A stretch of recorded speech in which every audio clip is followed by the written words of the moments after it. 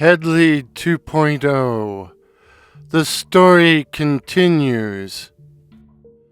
I didn't know how long I'd been out, but when I woke up, Headley, the headless biker, and his spectral chopper were gone. Had it all just been a dream? A hallucination? Whatever it was, my Rambler was still out of fuel, so there was nothing for it but to walk back, get my gas can, and begin the long trudge to the Esso station. But the highway, the Queen Elizabeth, was still strangely deserted, and everything was still eerily silent, the only sound being the slap of my sneakers on the asphalt. Until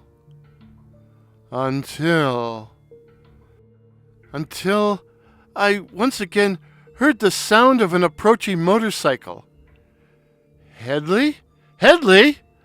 I could see his chopper's red headlight off in the distance, but I knew he would be on me fast. Still, I was less than half a mile from the Esso station, so I decided to make a run for it. Alas, I quickly discovered that I wasn't in the best of shape. Too much McDonald's, too much A&W root beer, too many ketchup chips and cool cigarettes. So I found I was soon winded. I told myself, I'm going to get back into shape if I get out of this alive. If, which was a big if. The chopper was gaining on me, but I could now see the lights of the Esso, so I threw away my gas can. Again, it was slowing me down, and I tried to put on more speed, and as I ran, I panted and prayed. Please, God, please help me, God. Please help me to get to Esso. God, please help me, Esso. Please, I promise to be good, Esso. Esso, I'll sin no more. Esso, please, Esso. In other words, I didn't know what the hell I was saying. Yet somebody heard me, whether God or Esso, 'cause I made it staggering onto the brightly lit tarmac of the gas station.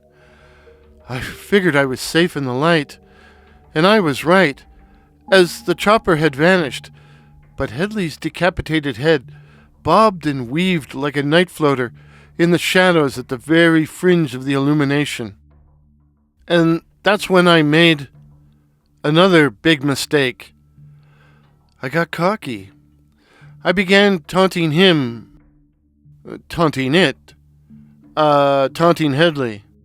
What's the matter, Headley? Scared of the light, eh? I dare you to come and get me. Come on, come and get me. Come and get me. What are you, afraid? I dare you. Scaredy cat. You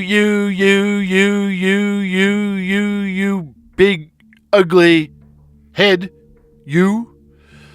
In short, and not for the first time in my life, I was playing the ass.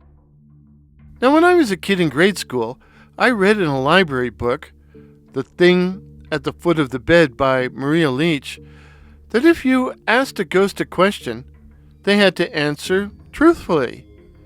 So I thought I would question Headley. Something insightful, like, what do you want? So I walked to the very edge of the light, where I could see his head, Headley, floating in the shadows, and I said, what do you want? It was my first real good look at Headley, and for the first time, I realized how butt ugly he was. Butt ugly. And he had acne on top of everything else. He was wearing smoked motorcycle goggles, and I found myself staring at them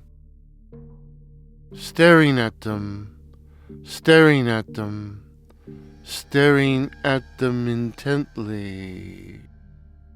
And then, suddenly, they were no longer smoked, no longer dark, but red, glowing red orbs that turned into a red and white hypnotic spiral, and I found myself staring at it deeply.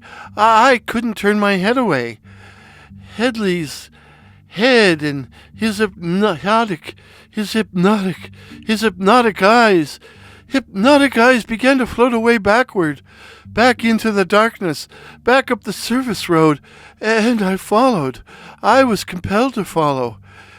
Headley's noggin floated back gently at first, but then it began to pick up speed. I staggered after it, but then it began moving so fast I was compelled to break into a run, and soon I was running full tilt after those eyes, trying to dive into those eyes, wanting to become one with those eyes, drawn to them like a moth to a flame. I found myself gasping for air, my chest heaving, the sweat pouring into my eyes, and I was running, and then the head fell into the ditch, and I fell in after it, and everything went black.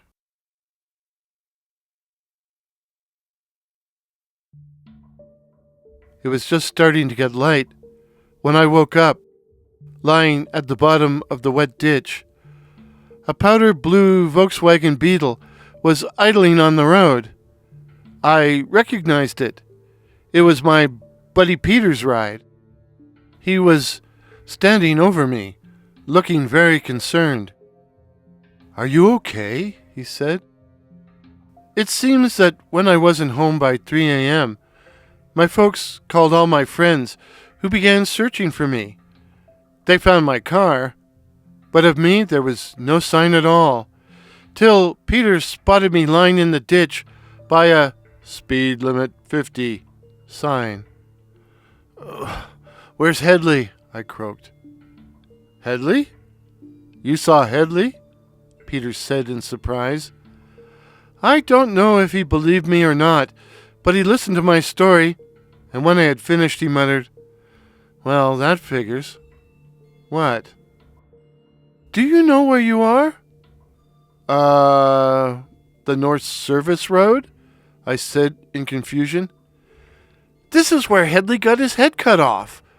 They strung the piano wire from the barbed wire fence over there across the road to that speed limit sign there. It sliced his head clean off, and the head rolled right into the ditch, right where you are now." I never drove on the North Service Road ever again, and as long as I owned the Rambler, there was always a full can of gas in the trunk. The moral of the story? Not everything they tell you when you're a little kid is BS. And here's another that I just made up. Ghostly encounters are scary, but nothing to lose your head over.